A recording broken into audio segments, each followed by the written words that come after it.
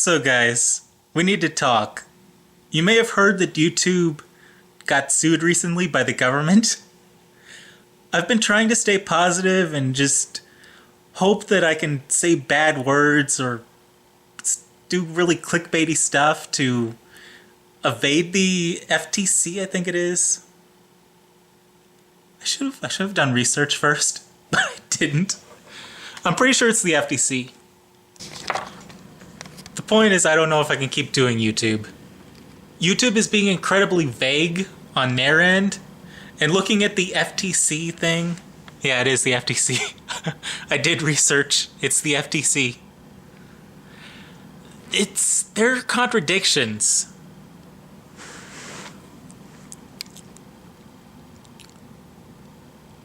I don't know if I'm gonna film this right trying to read off my phone. Here's an excerpt. The rule does not require operators of general audience sites to investigate the ages of visitors to their sites or services. However, operators will be held to have acquired actual knowledge of having collected personal information from a child where, for example, they later learn of a child's age or grade from a concerned parent who has learned that their child is participating on the site or service. This basically just means if you don't know that you're collecting information on a child, you're not liable. But if you find out that you are, you're liable. Very next thing on their page, you should consider your service's subject matter, visual content, character choices, music, and language, among other things. If your service targets children as one of its audiences, even if they actually have a typo. If your service doesn't target children as one of its audiences, that's what it should be, but they have a typo. Even if children are not the primary audience, then your service is directed to children.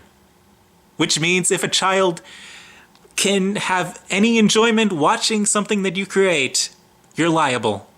Even if you don't know that they're a child, if theoretically a child could enjoy content, it's liable.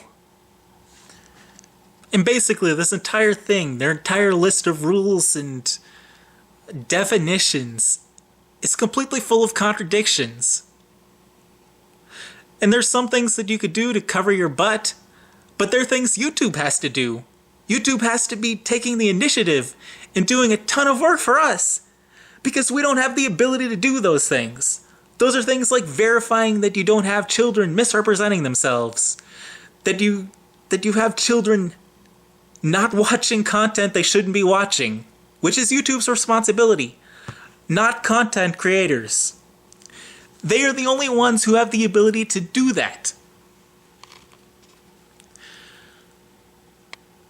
I basically see this as giving the government a big censorship button, because they can pick any little bit of this and go after anybody for anything, because anything is technically liable under these contradictory and typoed terms. It's deliberately vague. I'm sure if a lawyer took this entire thing to the Supreme Court, took their entire terms and rules, and I don't even know what you would call this thing. There's probably a technical term. I'll probably put a caption up that's what it is. But offhand, I don't know what this entire thing is called. But a lawyer could probably take this to the Supreme Court and get the entire thing just wiped away. But if they go after you, I don't think you're going to have any chance that a judge is going to let the entire thing be looked at. The entire case is going to be over the one specific thing they're going after you on. And they can pick any little tiny thing and go after anybody. I don't know if even saying bad words would be enough to be safe from this. I guess it's basically just a kind of wait and see. I don't know what I'm going to be doing. Oh, and it gets even better because we have this son of a bitch.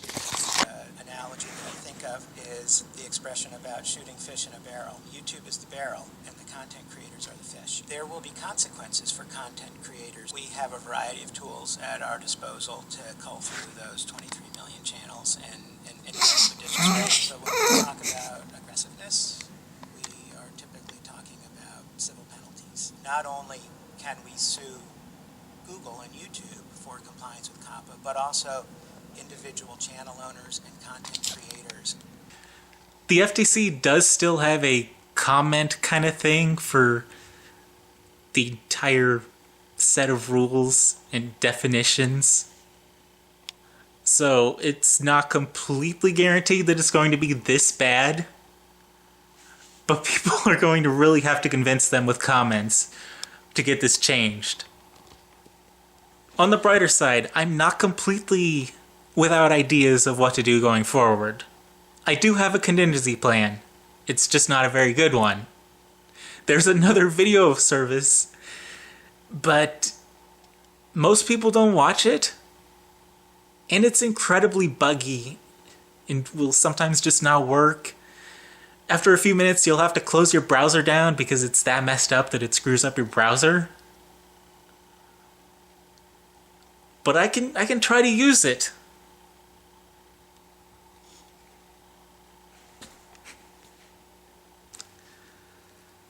So I guess if you know a lawyer that wants to take this thing to the Supreme Court or wherever it has to go to get it taken care of, let them know. I'm gonna have the information for where you can leave comments if you want to do that. But otherwise, it's kinda, I don't know what I'm going to be doing. I'm sorry, this isn't a fun video to make, and I'm sure it's not a fun one to see.